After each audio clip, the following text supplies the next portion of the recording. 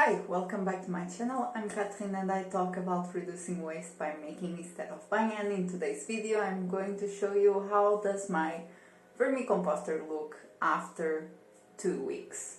So we are back in my sunroom. It looks okay, at least from the outside, so let's give it a look. I already have some papers that I cut up, and I also have my frozen scraps. So I'm not going to give a lot of food. So like I said in the previous videos, it's very important to make sure that you don't overfeed your worms.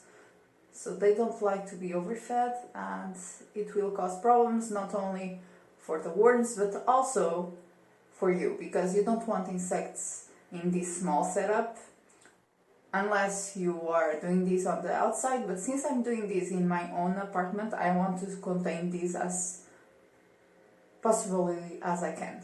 So let's dive into this.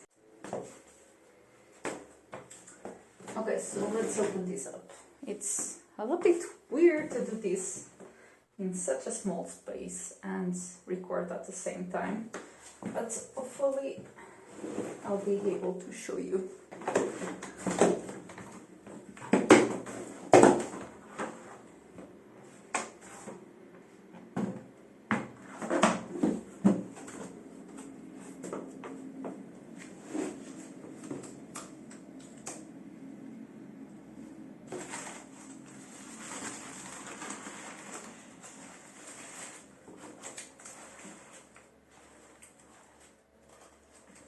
Okay, so I think the worms have left these containers, and as I said the last time, I'm going to put this in the trash because vermicompost worms cannot really take care of this.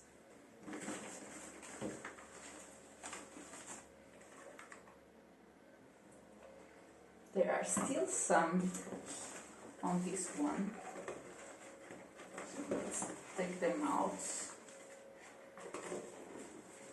I don't want to live here. Yay! Okay. This is my trusty spoon for vermicomposter purposes.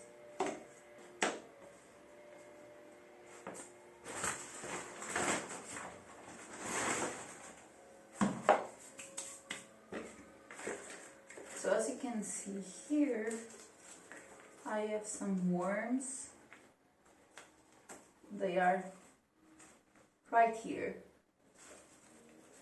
They don't want to be shown into the camera, but they are here, and I think they are settling up nicely.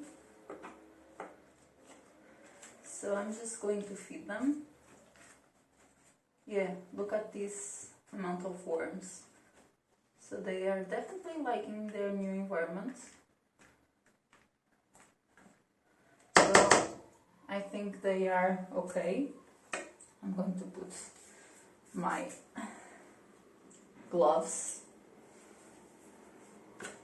So as you can see, okay, so I'm going to add the scraps. So as I said in the last video, it's important to freeze the scraps if you don't want to have fruit flies. I've had that happen before, and it's certainly not fun. Fruit flies are a pain and they go everywhere, and then you have lots of fruit flies everywhere in your kitchen and everything. So now I'm also going to add some more paper. It does have a good amount, but I think it's also important to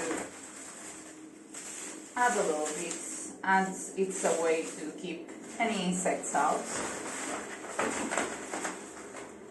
So I'm going to add these ones in an attempt to cover up the vermicomposter. And its scraps.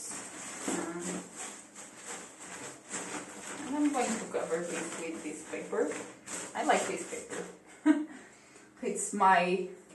It's another cover for this vermicomposter. And now I'm just going to keep this here. Cover it again. Cover it again.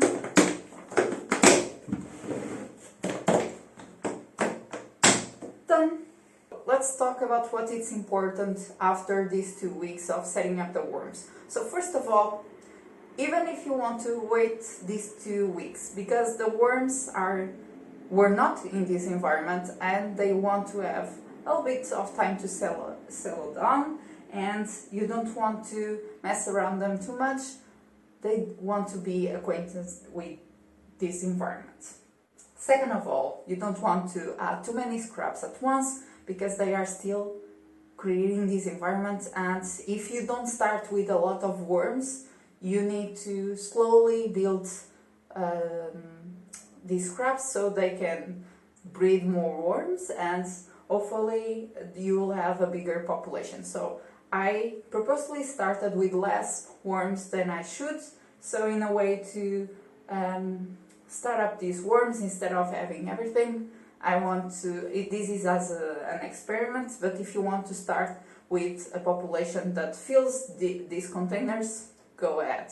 Just make sure that the worms feel like they are okay, they are within your vermicomposter. If they are leaving your vermicomposter, you might have some problems. So perhaps they are still not settled down, they might have they are too cold, or they have too humidity, or or less humidity than they should.